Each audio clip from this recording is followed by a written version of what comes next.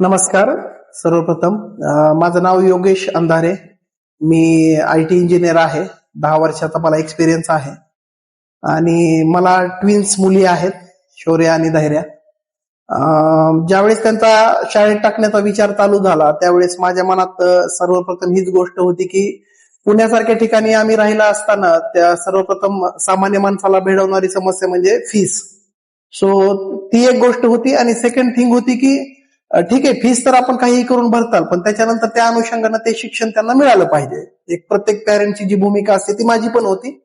काही काही निमित्तानं किंवा वर्क फ्रॉम होमच्या निमित्तानं मला कळंबमध्ये वापस यावं लागलं आणि मी नर्सरीसाठी माझ्या दोन्ही मुलींचं ऍडमिशन कॅनव्हास इंटरनॅशनल स्मार्ट स्कूलमध्ये घेतलं.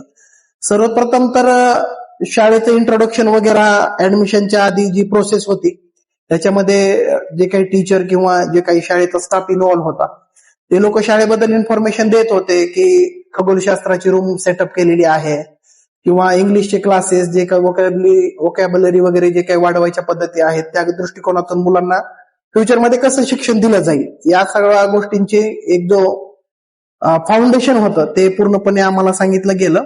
बट याच्यानंतर पण फक्त बिल्डिंग वगैरे बघून वगैरे असं वाटलं की नवीनच शाळा आहे, कशा पद्धतीनं ग्रो करेल, कशा पद्धतीनं नाही, किंवा प्रॅक्टिकल शिक्षण या ठिकाणी कसं असेल, ते विचार आमच्या मनामध्ये नकळतच येत होते. बट फायनली मी ऍडमिशन घेतलं आणि माझ्या मुली नर्सरीमध्येच आहेत. आणखी 2 महिन्यांनी त्यांना एक वर्ष पूर्ण होईल नर्सरीचं. पण पहिल्या 8-10 दिवसामध्ये तर समजा त्यांचं शाळेमध्ये येणं, टिफिन खाणं, घरी वापस येणं एवढंच चाललं होतं.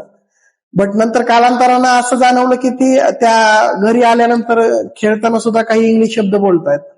त्या दोघींचं कम्युनिकेशन व्हायचं घरी, आम्ही लांब बसून बघायचो. त्यावेळेस त्यांचं खेळणं, बोलणं, वारंवार इंग्लिश शब्द ऍड करणं त्यांच्या दैनंदिन संवादामध्ये.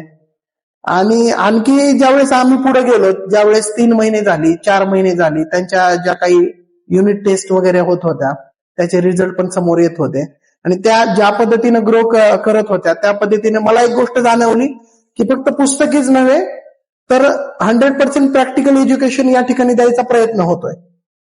फक्त शिक्षणापुरतच बोलून नाही चालणार. मला असं वाटतंय की जे आपण 360 डिग्री आपल्याला मुलाला क्रिएटिव्ह बनवायचं असतं किंवा फ्युचरमध्ये पण त्यांनी दुसऱ्या काही ऍक्टिव्हिटीज वगैरे करायच्या असतात, त्या ऍक्टिव्हिटीज पण त्यांच्यामध्ये मला असं वाटतं की शाळेकडून प्रमोट केल्या जातात.